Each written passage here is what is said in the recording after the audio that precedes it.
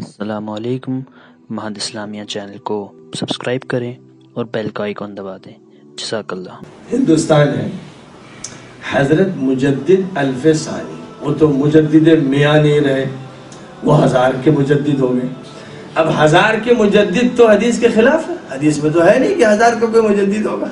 لیکن ہم نے حدیث کو نہیں دیکھا، ہم نے بس اصطلاح کو دیکھا، رواج کو دیکھا، رواج کو قبول کر لیا، اسے چلا دیا. مجدد الف ثانی، مجدد الف ثانی. ظاہر ہے کہ وہ مجدد الف ثانی ریاکشن میں ہوا ہے، یعنی جو ایکشن اکبر کا تھا کہ اس نے پورے دین کو تباہ کرنے کے لیے الفیہ کو بنیاد بنایا کہ 1000 سال گزر گئے، نبوت محمدی کا دور ختم ہو گیا، اب نئی نبوت چاہیے، نئی شریعت چاہیے، نیا دین چاہیے، نیا نظام چاہیے.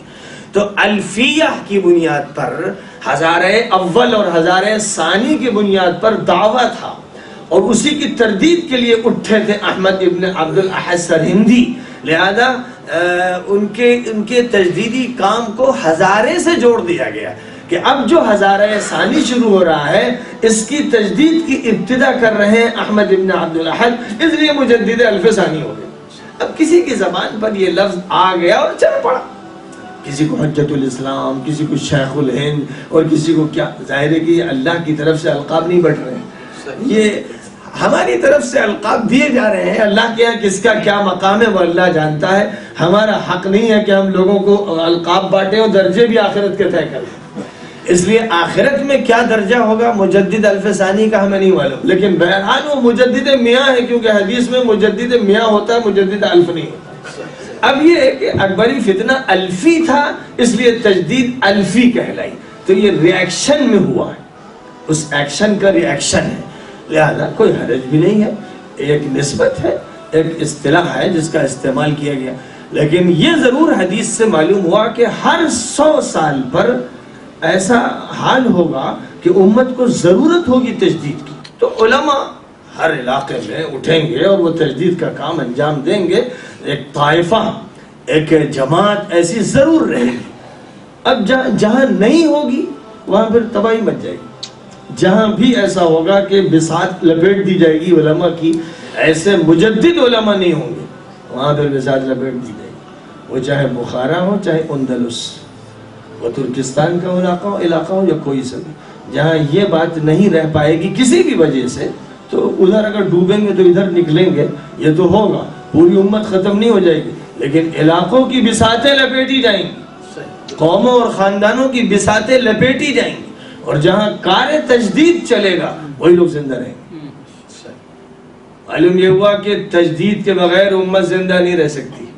امت کی ہر صدی میں ضرورت تجدید کی بتائی گئی ہے، اور اگر تجدید کا کام نہیں ہو رہا ہے، جمود کا ہو رہا ہے، تجمید کا، تجدید کی جگہ تجمید. ہاں، اگر یہ ہو رہا ہے کہ تبدیلی لانے کے لیے تیار نہیں، تبدیلی سے مراد ظاہر ہے کہ یہاں شریعت کو تبدیل نہیں کرنا ہے، ماحول کو بدلنا ہے، اپنے کو بدلنا ہے، نظام کو بدلنا ہے، اور عہد نبوی کی طرف واپس لانا ہے، عہد نبوی کے مشن کی طرف واپس لانا ہے. ظاہر ہے کہ عہد نبوی میں لوگ جیسی زندگی گزارتے تھے تمدنی یا بدویانہ، اس کی طرف واپسی مطلوب نہیں.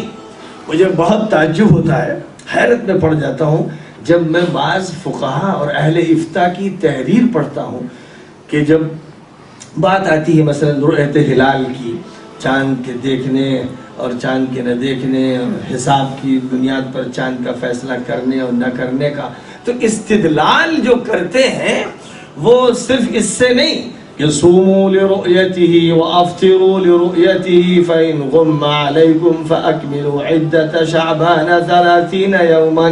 چلیے اس میں تو کوئی حرج نہیں، اس سے استدلال کرنا چاہیے. لیکن استدلال اس سے کرتے ہوئے میں نے دیکھا اور کتابوں میں پڑھا، نحن امۃ امیۃ لا نکتب ولا نحسب.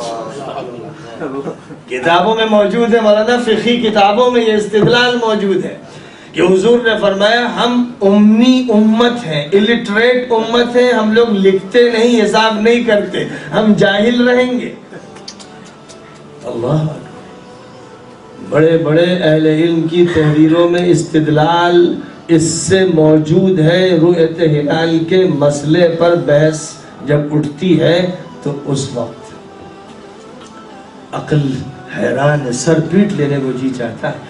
یہ نبی پاک علیہ الصلوۃ والسلام اٹھائے گئے امیین میں کہ امیت کا قلقمہ کر دیں اور تعلیم کو عام کر دیں اور اعلان کر دیں کہ طلب العلم فریضۃ علی کل مسلم، کمپلسری ایجوکیشن کا سسٹم دینے والے محمد صلی اللہ علیہ وسلم اور پوری امت کے خواص کو دعوت دینے والے کہ فلولا نفر من کل فرقۃ منہم طائفۃ لیتفقہوا فی الدین، یہ دعوت دی جا رہی اور فرما رہے تعلموا وعلموا الناس۔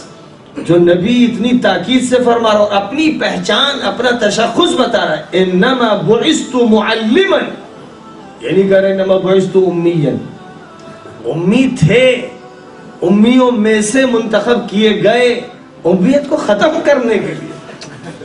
جاہلیت کے دور میں آپ کی بعثت ہوئی جاہلیت کو ختم کرنے کے لیے، تو اس کو ذکر کیا جا رہا بطور دلیل، بھائی ہم لوگ امی ہیں، ہم لوگ لکھتے نہیں، ہم لوگ حساب نہیں لگاتے، تو ہم چاند کا حساب نہیں لگائیں گے، بس ہم سادہ طریقے پر دیہاتیوں کی طرح دیکھیں گے، بس اگر دیکھ کے نظر آتا ہے تو فبیا، نہیں دیکھ کے نظر آتا ہے تو نہیں۔ یہ کون سا استدلال ہے بھائی؟ یہ استدلال بے بنیاد استدلال ہے۔ علم اصل ہے اور شک سے ظن تک پہنچنا ہے، ظن سے ظن غالب تک پہنچنا ہے، ظن غالب سے یقین تک پہنچنا ہے، یہ راستہ ہے، یہ راستہ دین نے متعین کیا ہے۔ اگر کہیں قطعیت ہے، حتمیت ہے اور یا اس کے بعد نمبر 2 پر ظن غالب ہے تو اسے اختیار کرنا ہے، اگر رؤیت کے مقابلے میں حساب زیادہ یقینی تو اسے اختیار کرنا ہے، یہی ہدایت ہے اسلام کی۔ حیرت ہوتی کہ کیوں نہیں اس کو سمجھا جاتا ہے، کیوں ایک دوسرے رخ پر ایک جگہ لوگ ظاہری بن جاتے ہیں، بڑے بڑے مدقق اور محقق اور علامہ زمان جن کا اہل الظواہر سے اور سلفیوں سے اور اہل حدیث سے اختلاف اسی پر ہے کہ نصوص کے ظاہر پر وہ جمود اختیار کرتے ہیں۔ ہمیں چاہیے کہ نصوص کی گہرائیوں میں اتریں اور ان کے اندر سے معنی کے موتی حاصل کریں۔ کیسی عجیب بات ہے کہ حنفی جو اہل الرائے کہلاتے رہے اور جن کی دقت رائے اور تحقیق پر فخر کیا جاتا رہا، انہوں نے نصوص کے ظاہر پر جمود اختیار کرنا شروع کر دیا۔ یہ تو نص کا ظاہر ہے۔ اور اس سے زیادہ آپ غور فرمائیے کہ حضور صلی اللہ علیہ وسلم کتنی تاکید کے ساتھ سخت الفاظ میں فرما رہے ہیں، لا يصلين احد منكم العصر الا في بني قريظة۔ اس سے زیادہ تاکید کیا ہو سکتی؟ لا يصلين، کسی کو جائز نہیں ہے کہ وہ عصر کی نماز پڑھے مگر بنو قریظہ، اتنی تاکید کے ساتھ۔ اور صحابہ روانہ ہوتے ہیں اور ایک تعداد راستے میں نماز پڑھتی اور ایک تعداد وہاں پہنچ کے پڑھتی۔ جس تعداد نے الفاظ کے ظاہر کو دیکھا، اتنا سخت حکم حضور نے فرمایا، صاف الفاظ ہیں، کیسے ہم اس کے خلاف کر سکتے ہیں؟ دوسری طرف صحابہ ہی ہیں کہ حضور کا مقصد یہ ہے کہ دیر نہ لگے، ہم جلدی سے نماز پڑھ کے پہنچ جائیں گے، ان سے پہلے پہنچ جائیں گے، تو پھر کوئی حرج نہیں۔ مقصد یہ ہے کہ نمازیں اپنے وقت پہ ادا کی جائیں، لیکن یہاں حضور پاک علیہ السلام نے جس مقصد کی خاطر تاکید فرمائی اور ان الفاظ میں تاکید فرمائی، تو الفاظ کے ظاہر پر مت جمو، الفاظ کی حقیقت پر غور کرو۔ تو اللفظ کے بالکل خلاف عمل کیا بہت سے صحابہ نے، لفظ کے بالکل خلاف۔ وَلَمْ يُعَنِّفِ النَّبِي صلی اللہ علیہ وسلم احدا من الفریقین، حضور صلی اللہ علیہ وسلم کسی سے بھی ناراض نہیں، کسی پر آپ نے غصہ نہیں فرمایا تم نے غلط کیا، تم نے غلط کیا، دونوں کی تصویف فرمائی۔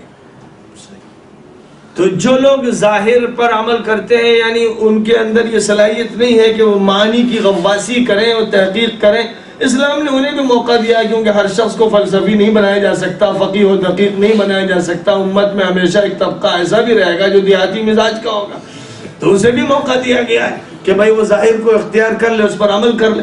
لیکن ایک طبقہ دقیق اور عمیق فکر کا اور رائے کا حامل ہوگا، اسے عوامی سطح پر لے آنا اور عام سطح پر لا کے کھڑا کر دینا یہ بھی صحیح ہے۔ تو نبی پاک علیہ الصلوۃ والسلام نے اس کو یہ موقع دیا کہ وہ اجتہاد کرے، وہ غور کرے، وہ قیاس سے کام لے، اور اس کو پسند زیادہ فرمایا۔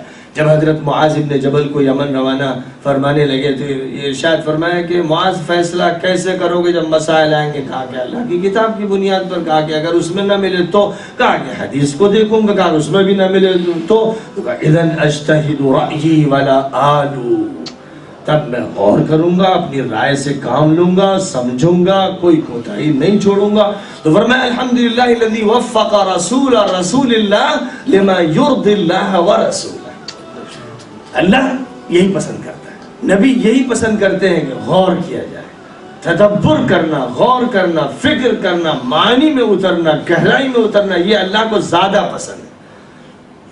وہ بھی لوگ درست ہیں جو سادہ مزاج ہیں، اور بھئی یہ کہا گیا ہم اتنا جانتے ہیں، بھئی ہمارے اندر یہ صلاحیت نہیں کہ ہم اس پر قیاس کریں، اجتہاد کریں، غور کریں، ٹھیک ہے بھئی تم لوگ اسی پر عمل کریں، لیکن پسند وہ لوگ زیادہ ہیں اور تدبر سے کام لیں۔ اور اسی لیے ان کی تعریف میں اللہ کی کتاب رطب اللسان ہے۔ ان فی خلق السماوات والارض واختلاف الليل والنهار لآیات لأولی الالباب الذین یذکرون اللہ قیاما وقعودا وعلى جنوبهم وَيَتَفَكَّرُونَ، صرف یہ نہیں کہ دمادم مست قلندر الا اللہ الا اللہ، اس کی ضربیں تو لگ رہی لیکن یتفکرون میں شامل نہیں۔ یہاں دونوں صفات جمع کی گئی، ذکر الہی تفکر الہی کے ساتھ جڑا ہوا، وہ ذکر الہی مطلوب ہے، وہ اللہ کو زیادہ پسند۔